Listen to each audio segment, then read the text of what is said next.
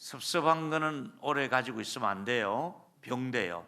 아무 유익이 못 돼요. 근데 감사한 일은 또 생각하고 또 생각해도 감사하고, 자다가 생각해도 감사하고, 여행 중에도 감사하고, 식사하다가도 감사하고, 매일매일 감사할 수 있는 저와 여러분이 되기를 바랍니다. 여러분, 1등 시민으로 사시겠습니까? 아주 저질로 그렇게 정말 손가락질 당하고 그렇게 업신여김을 당하고 그렇게 사시겠습니까? 여러분, 1등 교회, 1등 재직은 가정에서도 감사할 줄 알아야 될 줄로 믿습니다. 감사할 일 생각해보면 너무너무 많은 거예요. 근데 정말 은혜를 입은 성도라야 감사할 줄 알아요. 은혜를 받고 남은 교회 오면 제일 먼저 드는 생각이 감사합니다. 전에 없이 마음에 막 짜증나고 섭섭하던 것이 감사로 바뀌는 거예요. 이게 거듭나면 감사 생활이 시작되는 거예요. 오늘은 뭐가 감사할까? 첫째는 감사할 이유는 예수 그리스도예요. 예수 그리스도가 우리 안에 계신다, 내가 예수 믿었다, 이보다 더 감사한 일은 없어요. 최고의 감사가 뭐냐 하면 내가 예수 믿은 거예요. 할렐루야. 우리가 오늘 밤에 부름을 받아도 이미 다 보장돼 있잖아, 그죠?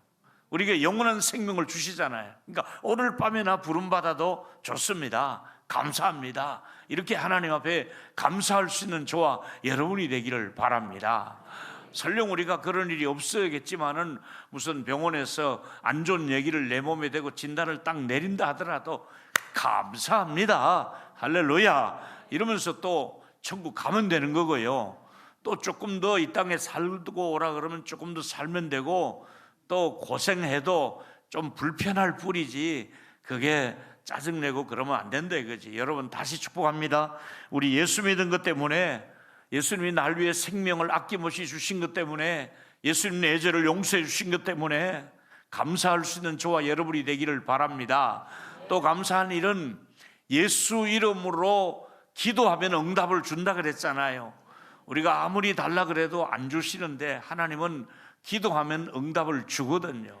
여러분, 예수 이름 때문에, 기도의 응답 때문에 정말 우리는 감사해야 될 줄로 믿습니다. 예수님 만난 다음부터 바울은 그 인생이 바뀌었잖아요. 그동안은 자기가 알고 있는 지식이 최고인 줄 알았어요. 바리새적인, 그리고 또 율법적으로 완벽하다고 생각했어요.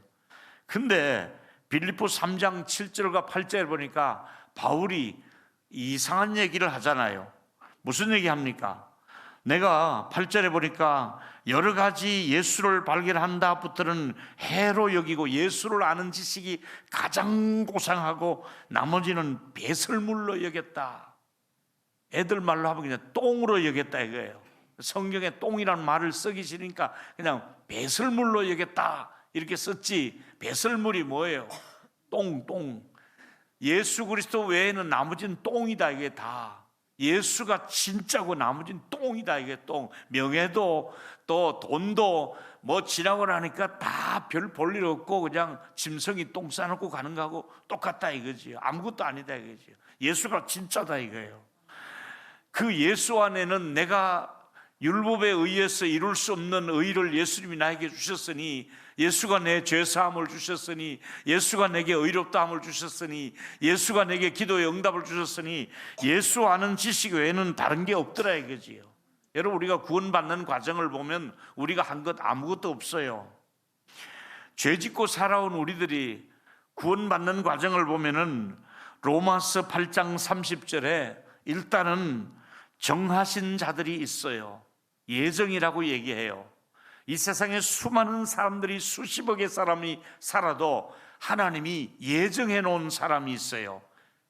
구원받도록 하나님께서 예정을 했다가 때가 되어 하나님이 부르셨어요. 여러분, 오늘 이 자리에는 부르심을 받고 오신 분들이에요. 부르심을 받고 여기 왔는데 여러분들은 죄인들이란 말이에요. 근데 그 부르심을 주신 다음에 그 다음 얘기가 아주 소중하잖아요. 제가 많이 설교했잖아요. 의롭다 하시고 할렐루야. 그 의롭다 하시고 이제 영화롭게 하시고 천국까지 우리를 인도하시거든요. 우리가 정말 감사한 것은 하나님이 나를 예정하시고 때가 되어 부르시고 또 의롭다 하시고 천국까지 나를 인도하시니 이 모든 과정에 내 힘이 들어간 건 아무것도 없어요. 내가 노력한 게 없어요. 오직 예수님 때문에 예수님을 만나서 예수님과 함께 천국에 있으니 가장 감사한 일이 뭐냐? 예수님이 나를 만나 주신 것이 최고의 행복인 줄로 믿습니다. 두 번째는 절기를 왜 지킵니까? 아니 이것도 3번씩이나 지키라고 얘기하거든요. 그것은 바로 감사한 일을 잃어버리지 않도록, 잊지 않게 하려고 절기를 지키는 거예요. 6.25가 왜 필요해요? 잊어랴 어찌 우리 그날을 6.25라고 함을 통해서 이 날을 잊으면 안 된다. 우리 북한에서 우리 밀고 온 거 이거 잊으면 안 된다. 그래서 6.25를 지키는 거예요. 3.1절 왜 지키는 거예요? 우리가 이렇게 독립운동을 했다. 그래서 독립이 되었다. 그래서 절기를 지키는 거예요. 광복, 우리가 이렇게 해서 광복절이 되었다. 우리가 해방을 얻었다. 이걸 잊지 않으려고 절기를 지키잖아요. 마찬가지로 하나님께서는 하나님의 백성들에게 3대 절기를 지키라고 얘기했어요. 3번은 꼭 지켜야 된다. 하나님도 이 상세판을 굉장히 좋아하시는 것 같아요. 세 판을 절기를 지키는데 출애굽기 23장 14절과 17절에 보니까 너는 어쩌다가가 아니라 매년 해마다 3번 내게 절기를 지킬지리라. 답을 알게 드렸어요. 몇 번 지키라 그랬어요? 3번. 그럼 오늘 지키고 내일 지키고 모레 지키고 그게 아니라 일주일씩 3번을 지키는 거예요. 그런데 어떻게 지킵니까? 15절에 무교병의 절기를 지키라. 첫 번째 절기가 무교병, 이건 유월절을 말하거든요. 그런데 이것을 지킴으로써 이제 애굽에서 나온 것을 잊지 말라, 이런 의미가 있고요. 두 번째는 맥추절을 지켜라, 이렇게 말씀했어요.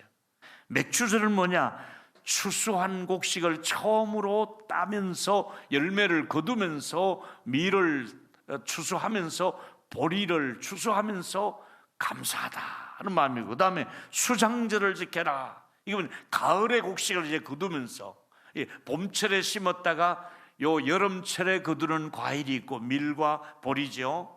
그 다음에 다시죠, 이걸 추수하고 난 다음에 또다시 우리나라에서 이제는 또 뭐 벼를 심든지 다른 농작물을 심어서 가을에 또 거두잖아요. 그걸 갖다가 수장절, 곡식을 거두어서 담는 절기를 추수감사절이라고 얘기하는 거예요.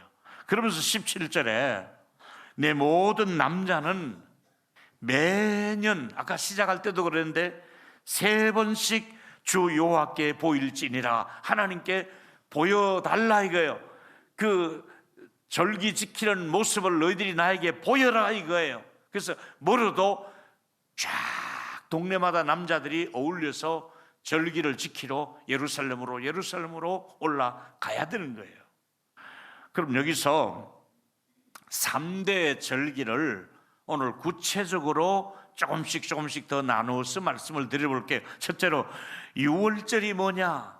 무교절이라고도 얘기해요.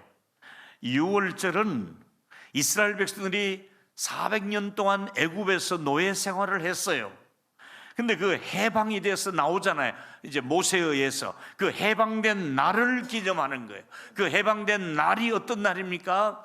맏아들 장자들이 죽는데 양을 잡아서 문설주회로 양의 피를 바르는 거예요. 그런 그 피가 있는 집은 뛰어넘어가서 아들이 살아남고 피가 없는 집은 죽잖아요. 그래서 그 살아남은 유대인들이 그 어린 양 때문에, 이것은 바로 예수의 피를 모형으로 보여줬잖아요. 예수의 피를 믿기만 하면 저와 여러분은 용서받고 하나님의 백성으로 살아남는 줄로 믿습니다. 여러분이 살아남는 길을 말해주고 있어요. 우리가 하나님의 은혜로 살아남았다, 구원받았다, 이건 뭐냐? 예수의 피가 필요하다. 이걸 지키기 위해서 이제 유월절 집집마다 양을 잡아서 그렇게 그 유월절 절기를 그대로 지키면서 7일 동안을 어떻게 하느냐? 허리에 띠를 띠고 신발을 신고 그 다음에 지팡이를 짚고 일부러 누룩이 없는 빵을 먹으면서 그 다음에서 이제 쓴 나물까지 또 먹어요. 일부러 쓴 나물을 구입해서 그걸 먹으면서 맛도 없는 빵, 딱딱한 빵, 그 다음에 쓴 나물, 신발 신고 허리띠를 띠고 지팡이를 짚고 이제 막 애굽을 나서는 그 모습의 액션을 취하면서 막 애굽을 탈출하는 그 과정을 그렇게 연출하는 거예요. 그러면서 모두가 이것은 뭘 말해주느냐?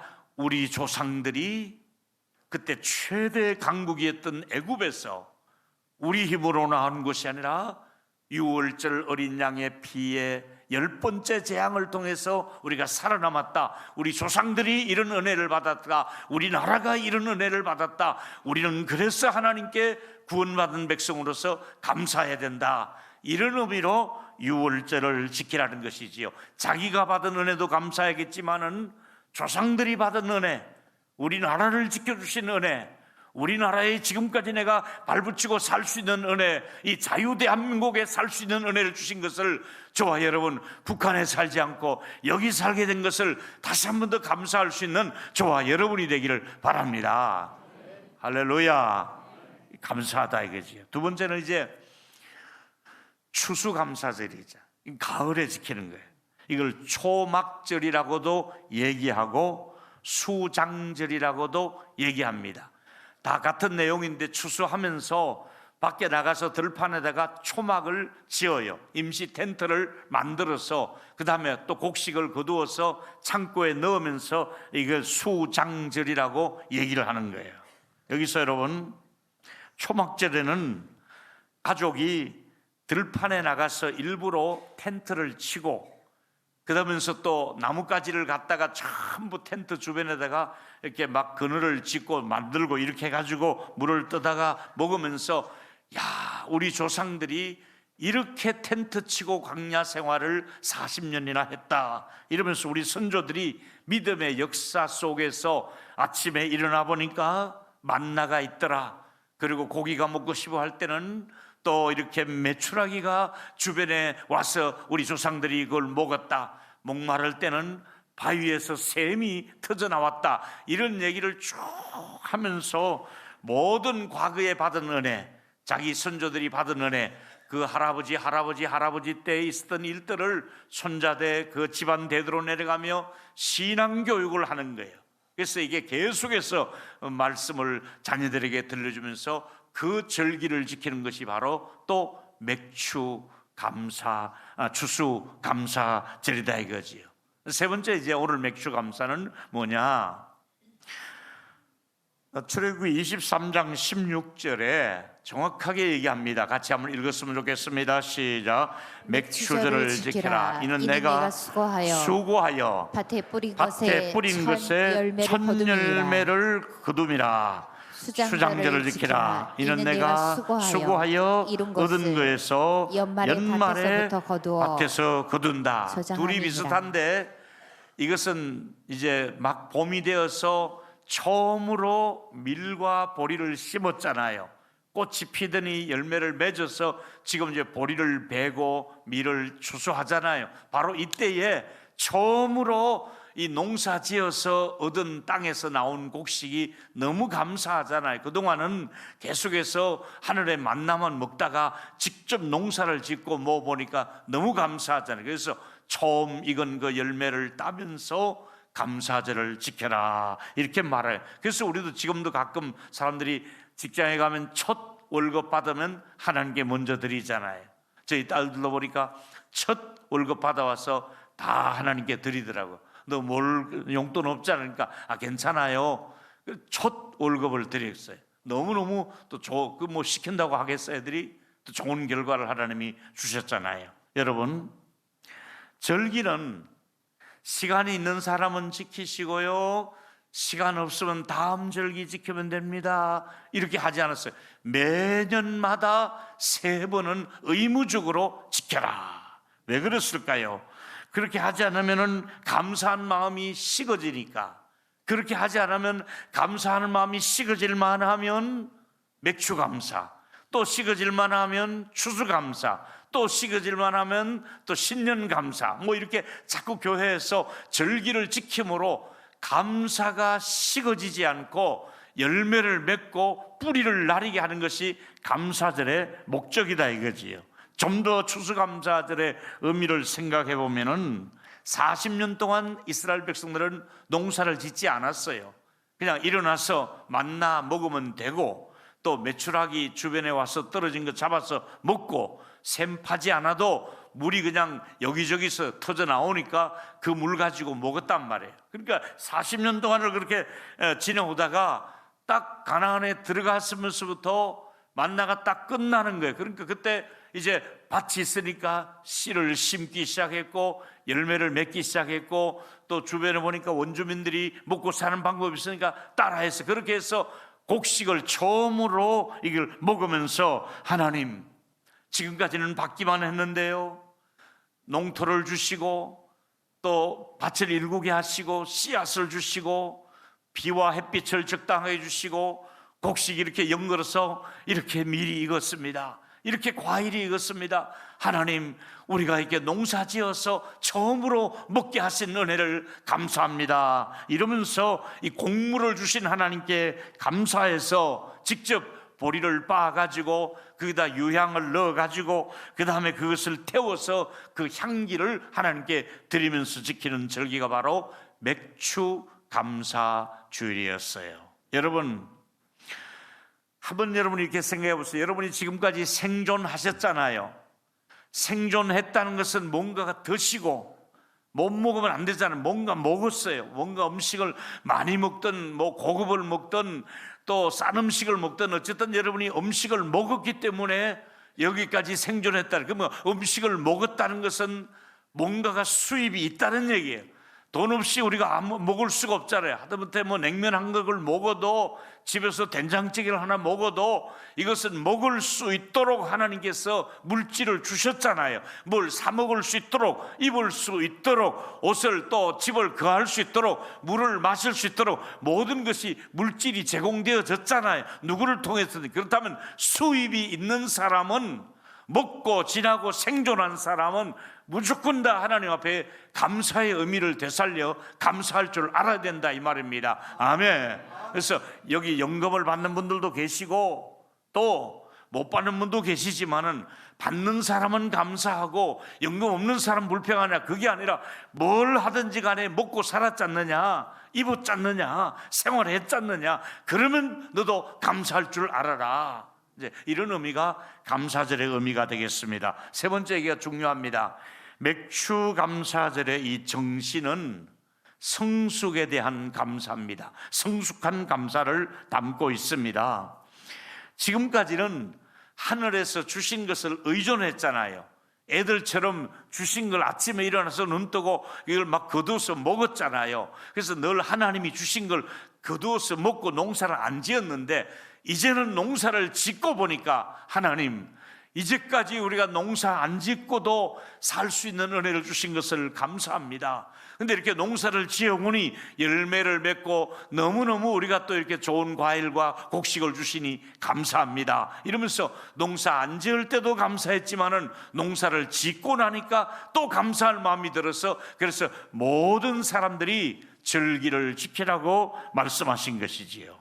저는 이 맥추절을 준비하면서 신혼 초에 타이탄 그 조그만한 2.5톤 거기에 책 몇 권 싣고 농장 하나 싣고 서울로 사당동에 와서 그 싱크대도 이사 가면서 때가 뿌리고, 형광등도 때가 가뿌리고, 바닥에 그 뭡니까 장판도 말고 가뿌리고, 심지어 연탄 뚜껑 위에 뚜껑이집에 얻는 거 그것도 가져가 뿌리고, 아무것도 없는 집에 신문지로 막 와서 도배하고, 그 여전도에서 와서 도배해주고 이렇게 했는데, 하나님, 제가 이렇게 산 밑에 이렇게 좋은 아파트에 살아도 됩니까? 너무나 감사한 거예요.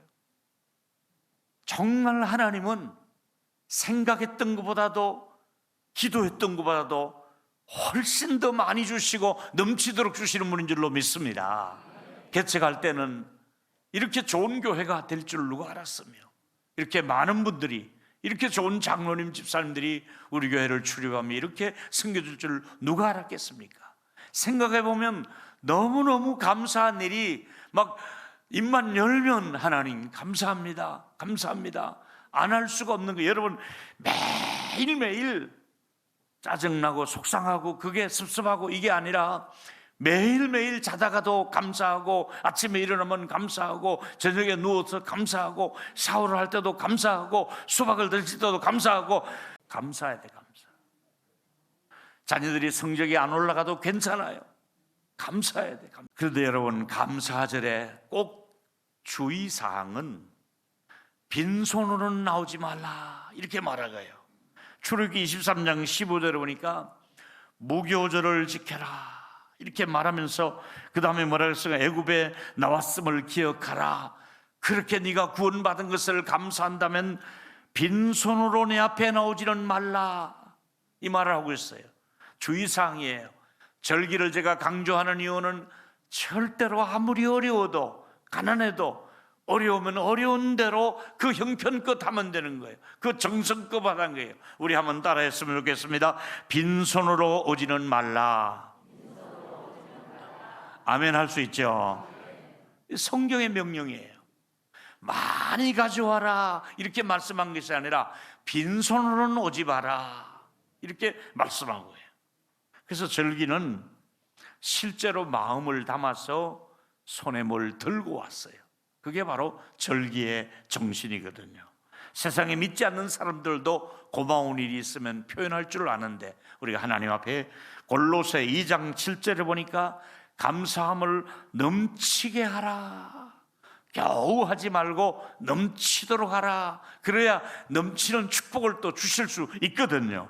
고린도 후서 8장에 보니까 마게도냐 교회 헌금을 샘플로 자랑하고 있어요. 마게도냐 교인들은 어땠느냐?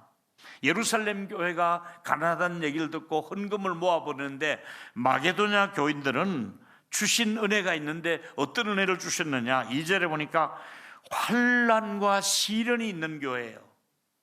평안하고 부자들이 있는 교회가 아니라 환난과 시련과 거기서 넘치는 기쁨과 감사가 나오고, 극심한 가난인데 풍성한 연보가 나왔던 아주 대조되는 얘기예요. 환난이 있고 시험 들고 극심하게 가난하게 사는데 연보는 아주 넘치도록 해요. 왜? 은혜를 받으면 가난한 사람도 또 극심한 가난과 환난이 있어도 아파도 여러 가지 되는 게 없어도 은혜를 받으면 풍성한 예물을 하는 게 드려도 아깝지 않게 넘치도록 줄 수 있는 줄로 믿습니다. 이게 감사의 힘입니다. 결론입니다. 구약의 3대 절기는 모두 감사를 뿌리내리게 하시는 하나님의 명령입니다. 해도 되고 안 해도 되고 아니라 명령입니다. 절기를 지키라는 겁니다. 나는 혹시 매일매일 감사하는가? 나는 매일매일을 불평하고 살고 있지는 않는가? 나는 감사를 지속적으로 하고 있는가? 아니면 감사를 내가 뿌리를 내리고 있는가? 감사가 실종되지는 않는가?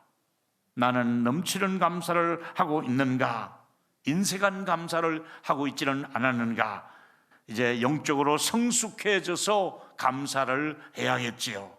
절기를 지킬 때마다 우리 감사가 계속되고 또 감사한 일이 넘쳐나고, 또 집안 대대로 그 집은 감사하더니 이런 일이 있더라, 감사하니까 자녀들이 더 잘 되더라, 감사하니까 그렇게 좋은 딸이 그렇게 좋은 차도 사주더라. 감사하면 감사한 일이 계속해서 일어날 줄로 믿습니다. 그게 우리 성경의 비밀입니다. 감사하면 감사한 일이 더 많아지는 겁니다. 뿐만 아니라 집안 모두가 감사할 줄 아는 분위기가 되고, 할아버지 할머니가 감사하고 아버지 어머니 감사하고 자식 손자들인 대대로 내려가면서 감사할 줄 아는 그런 분위기가 되어서 우리 교회가 감사의 뿌리를 내리고 우리 민족이 감사의 뿌리를 내리고 사는 저와 여러분이 되기를 축복합니다.